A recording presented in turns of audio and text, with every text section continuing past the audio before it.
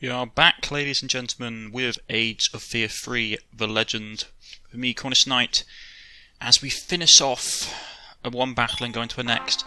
Just a quick heads up, if you see any parts of the film, or the video, where it seems to shift frames, like goes from one place to another without explanation, it's predominantly due to the fact that the game crashed on me while recording and I was having to patch together footage from one file to the other to make it into a coherent section. If there is anything that never seems to stop happening, it's the dead rising from their graves. Of course, this fort had the same trouble that every other graveyard seems to have. The dead rise at night. I don't know why they do this. I guess high rent drives them out. Capitalism, my arse. Why does anyone even bother to bury their dead intact? All they do is get brought back by some evil wannabe villain later on. I suppose that's why orcs always try to die in a fight. Ain't usually enough of them left to bring back.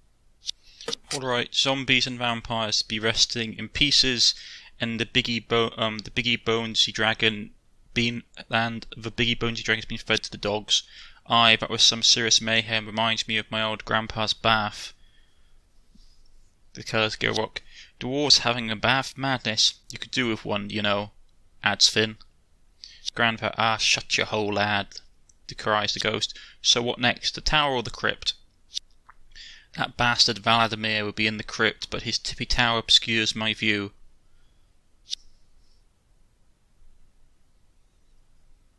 Alright, we got some money from the pot. Yeah, I had some recording issues. The game crashed on me like it did during the snake fight with the Naga. It basically crashed, so I had to load an earlier save point and do it from there. So if you see any video glitches, it's purely to do any sort of like where the camera suddenly shifts to one angle to the other. It's about halfway through around the 11-minute mark. That's the reason for it, because I had to load a slightly earlier save.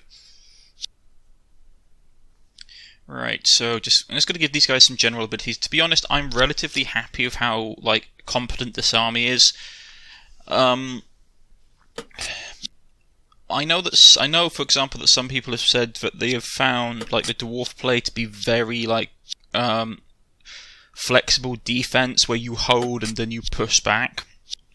But it's just the nature of the dwarves. I find no matter what game you play, dwarves tend to be a very flexible defensive faction, which is that they are very resolute on the defense, but they can still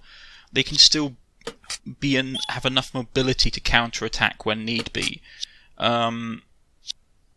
And it should. I do think it should be that way. I've played games where the dwarves are more offensively minded, and there's always something really strange about seeing the dwarves sort of run around the battlefield. I suppose it has to do with the fact that dwarves are so good in most games in combat anyway. If you're thinking about D&D or or Warhammer, dwarves tend to be a very, very strong melee-based faction, so you don't want them to be you don't want them to have mobility and be fantastic in combat, because then they literally would become unconquerable powerhouses, which I always found fascinating. It was one of the things I always wondered why, if in a lot of D&D settings, it was okay, why haven't, in D&D or in any other kind of fantasy setting, where the dwarves haven't been decimated by something, it's why haven't the dwarves taken over the world? Why haven't the elves taken over the world? They live so much longer than humans, they have so much more power and intelligence. Why wouldn't these factions have taken over the world from, the younger races? I mean, you do get that in some settings. There are some settings, both in D&D and in other games, where, I believe it, in, for example, the Elder Scrolls series, where the Dwemer, I can't remember. You find them in Morrowind and Skyrim. Is it? The Dwemer. The Dwemer are basically a subgroup of elves, and and it's really interesting. I mean, it's a very fascinating. That's what I love about the lore in the Elder Scrolls series, that their lore is very deep and very rich. I do wish, like, there's some things you wish that everybody did. Like, for example, like the vampires in Elder Scrolls in Morrowind were really interesting. Like, they had lots of clans and different traits, and you could do all kinds of cool stuff with them. And then in the subsequent 2 games, like in Oblivion and Skyrim, they were very much weakened and uniformed, and it wasn't as fun with playing the vampires. But I digress. Back to this. We have upgraded my people. We're going to turn. We're just going through the hurdles at this stage. We're doing the same things. We're getting some more money. We're upgrading some of the units that I need to. To be honest, most of the units I need to level up now are predominantly my dwarf warriors. So that shouldn't be too much. We also need to make sure that I've bought potions and stuff for people, because that's something I always forget to do. I looked at the crest of the burning sun. I'm not particularly that interested. Like, additional fire damage is nice, but making your character more flammable and giving him less health is a major turn-off. I wouldn't mind one or the other, but an additional point of fire damage for less health and a +2 to being ignited by fire attacks isn't something that I particularly enjoy.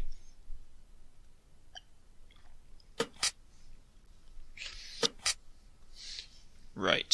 The developers are currently working on, as I've said previously, the developers are currently working on doing an open world, like sandbox for Age of Fear, the first Age of Fear game, which looks really interesting.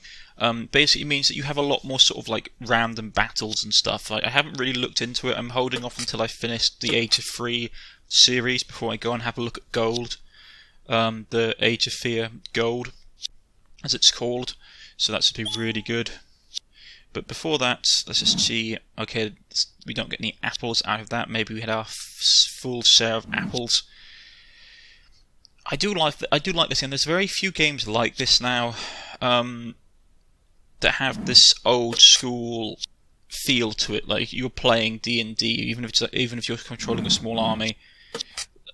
There's not many turn-based strategy games out anymore. Turn-based, I suppose it's more like this is more turn-based tactics than strategy. There's not many of them anymore, to be honest. I mean, some of the ones I played previously, such as You know, your great-grandmother used to like collecting rabid dogs. But this tower was a whole new level of weird.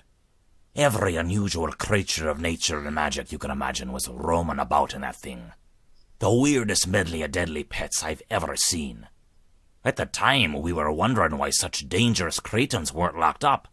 But in retrospect, it was obvious.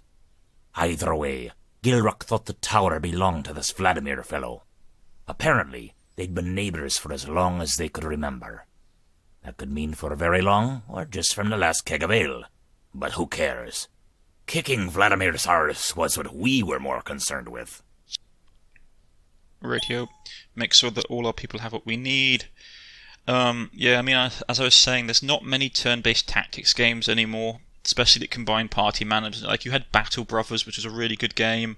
And there are a couple of other small titles. I mean, at the time of this video's release, BattleTech is something similar. You could probably call it a turn-based tactics management game where you're controlling a mercenary company of battle mechs. But to be honest, I actually find the depth in the Age of Fear series. It has a lot more depth than you expect. The customization of your individual units, the customization of your party and equipment and items. I haven't turned on all the features in Age of Fear, for example. I could have turned on a feature which meant that everyone in the party, every single unit, no matter if they're a hero or just a common like NPC, would have gotten magical artifacts. We could have equipped everyone with magical artifacts, and they could have been all OP, and it would have been awesome. We would have had like a common dwarf running around with a godly slaying sword of like fire whipping or something. But that is just how it is. Oh boy, this is a lot of people. Okay, so we've got 4 vampire hydras, 2 abominations, 3 abominations, 1 revenant, a skull golem, or bone golem, 3 banshees, 1 undead mage user, and a whole bunch of skeletons.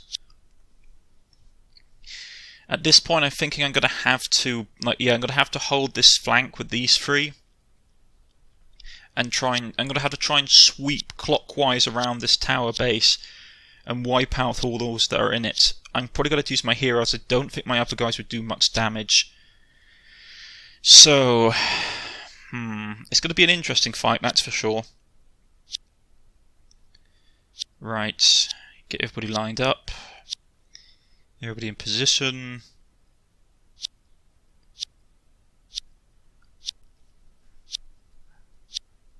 It's not. This is going to be like a real slog. Vampire Hydra are really tanky, and there's 2 of them. Plus they've got Revenant. They've got Revenant, and they've got Abominations backing them up. I'm probably going to lose people. I might get lucky, but I'm probably going to lose a Golem. Just save, just in case. Right. Rightio. If you see some of the units moved around, that's just because this is. I had to basically go back to when I was putting the units in place, and I couldn't quite remember where I put everyone after the game crashed the first time. So I just moved them. It's generally the same layout. Just some of the units may have been slightly switched in their rotation in the line or position in the line. Right, fireball. We need to kill off those banshees because they're going to have some really nasty debuffing effects, so they need to die. Check my spells. Magic. Not really good enough. Let's try and hit them with a cannonball and see if we can kill them.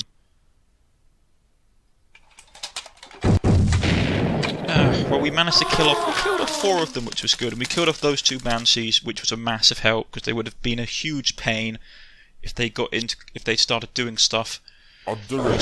We'll kill some Vampire Hydra. Vampire Hydra are pretty susceptible to lightning, folks, so make sure you always target them with lightning attacks.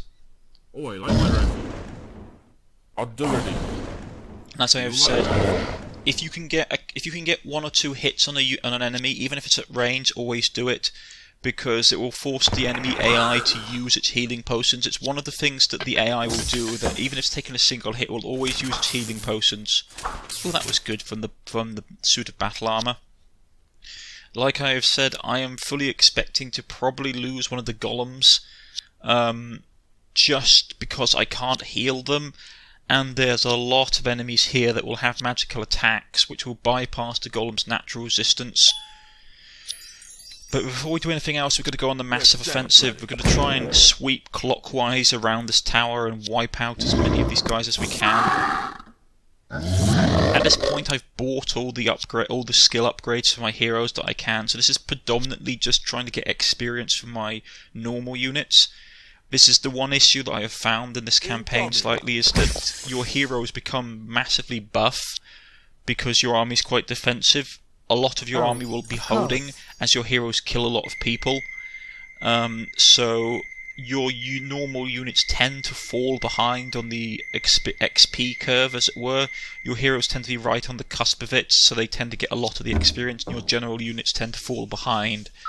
So this is predominantly just getting more XP. I lose all my mana for my wizard because of the annoying mage casting Dispel on me, which is a pain. There goes the Hydra. It gets health back from eating my flesh or drinking my blood. And here comes, yeah. You can see what I mean, though. It's the Revenant has like an elemental aura, which will really mess up the Golem. I suppose in hindsight I might have been able to I should have pulled him back, but he hasn't got great movement, and I didn't want to leave a massive gap in my line that they could pour through. And I do have backup golems, like I said. I have a couple of earth elementals that I can bring out. That mage still survived. That's a pain. I was hoping he was going to die. Very funny. That's annoying. But we can't be helped. Very funny. I'm going to keep smacking away at the abominations and the Hydra. Hopefully kill them off. Let's try and get these guys. Let's see if we can get the... we didn't get the Revenant. be honest, we hardly did it. We did a bit of damage. We didn't kill off anyone, which was annoying. Yeah, right. Punch the abomination in the face. I find it interesting that my knight is having better luck hitting the Hydra with a 50% chance than the robotic Hydra has to kill off the abomination. Right, but that's just how RNG is, I suppose. Our hero kills off this. You can see what I mean, though. Our hero tends to, like, the heroes in the party tend to get the most kills and tend to get the XP. I can understand why you use your heroes, no matter what the campaign is, you tend to use your heroes very much as stopgap measures, which is that you always send your heroes in to exploit or block gaps in your line. The golem is taking a pounding. Yeah, I think I'm probably going to lose him. I can't see him surviving much longer. There goes a curse from the Banshee. That's why I wanted to get rid of them, because they have really nasty debuff spells. Ooh, my wizard got hurt. Now that's one way you can actually deal with wizards. If you get rid of their mana shield, your archers can hit them quite a lot. Counterattack goes off. That golem's lasting a lot longer than I thought he was going to, in all honesty. I doubt he's going to wait. What? I thought I equipped a mana potion, a standard mana potion, and I just drunk the wrong potion. Dag nabbit. Well, there goes my heal, which doesn't help. This isn't really going to help me very much, unfortunately. I'll chuck the spell down, probably. I'll chuck it down on the battle armor. But first we're going to try and fire a cannonball and kill off this mage once and for all. We still miss. Man, that is annoying.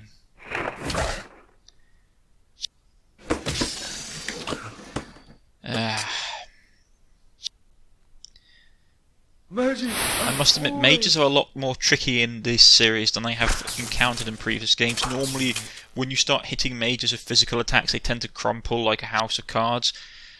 But in this case, not so much. I probably want to move the werewolf around the top so we can start charging the rear units. Oh, that skeleton stayed up. Really? And he didn't die off. I should have used a power attack. I'm small but heavy.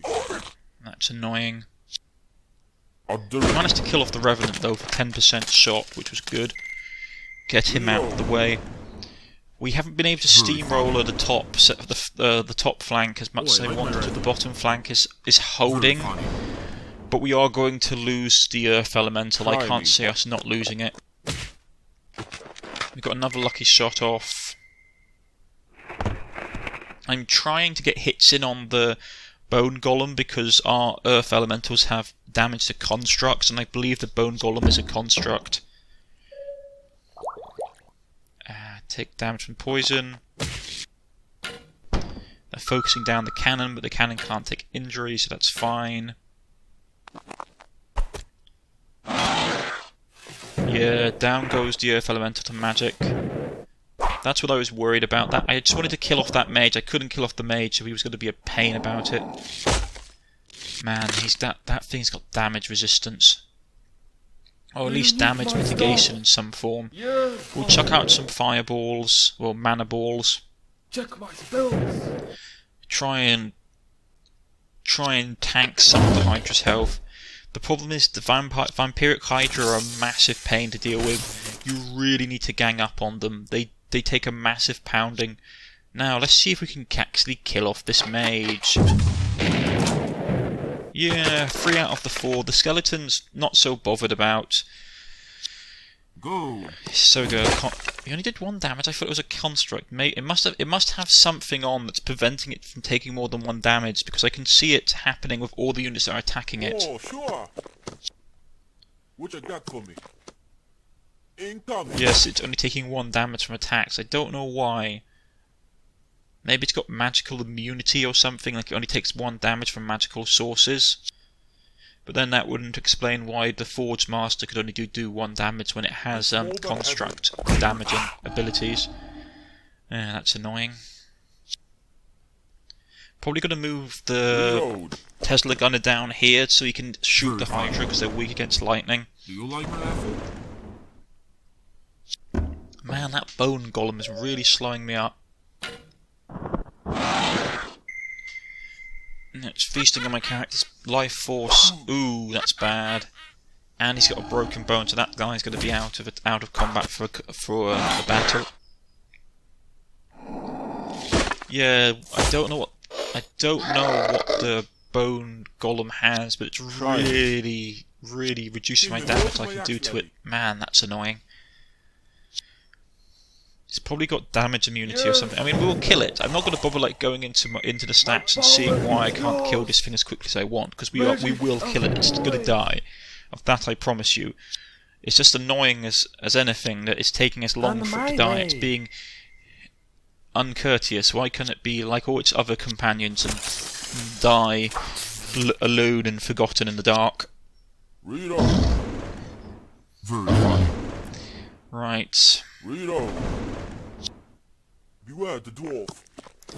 Man, my dwarf, this is the problem. You see, my actual dwarf warriors really need to get level ups. They need to get a lot more XP. I should really be putting money into upgrading their weapons and their attack and defense stats, but I'm desperate to try and get them the ability which reduces the likelihood of them getting wounded. But I suppose that is my playing style. I focused a lot more on the heroes rather than on my base troops early on, and because I was saving money for trying to recruit units using the hero's bribe ability, it sort of meant that my actual standing army has been affected quite a lot by cutbacks. They are definitely underfunded.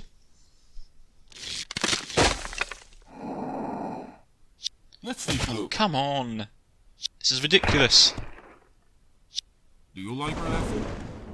He's out of charges. I'm small. Hammering on the last vampiric Hydra. Boy, this thing's annoying. Why won't you die? All the rest of your kind died. Stop being inconsiderate and die. Oh, I like my rifle. At the ready. Beware the dwarf. Come on. Come and hide. I know that was overkill and could have killed it with a normal hit, but I wanted to make sure it was doubly dead. Check my spells. Do you need my That skeleton's stuff? immune to magic. Or is it immune to range attacks? It might be immune to range attacks, which is why the magical missile didn't affect it. Ooh, that's not good. Should probably heal the mage. Let's dance, laddie. I'm getting a bit blasé with my character's healing in this battle for some reason. Don't know why. Normally I'm a lot more dedicated of how I manage my healing. I could have probably pulled the earth elemental out, but I really did not want to expose my core units, my support units. In hindsight, the initial placement for it when it was down the bottom was much better. I should have probably put the golem back where it was rather than putting it in its new position. But alas, hindsight is 20/20, as they say. So tidy him up. Counterattack from the battlesuit before it flies out. We'll heal him, because our mage is fine. No one's going to be attacking him. Can we pull him off the Hydra? Nope. Oh, that's a shame. It's turning him into a pig. I also believe you get an achievement for doing that if you turn someone into a pig and then kill them. Things like getting bacon or something. Or earning the bacon. Right, the battlesuit killed the Hydra. And there we go, folks. Not a flawless battle. I did lose the Earth Elemental, but I was going to lose one of them eventually. You can't heal them in battle for any source, so they're literally quite squidgy. But that's going to be it for this episode, folks. I've been Cornish-Knight. If you have liked, please press the like button. If you wish to subscribe, please press the subscription button. If you want to leave a comment in the comment section. I'll get back in contact with you. Or if you have a question for the developers, leave it in the comment section and they will get back in contact with you. And I shall see you all next time on next episodes of Age of Fear 3, The Legend. Goodbye.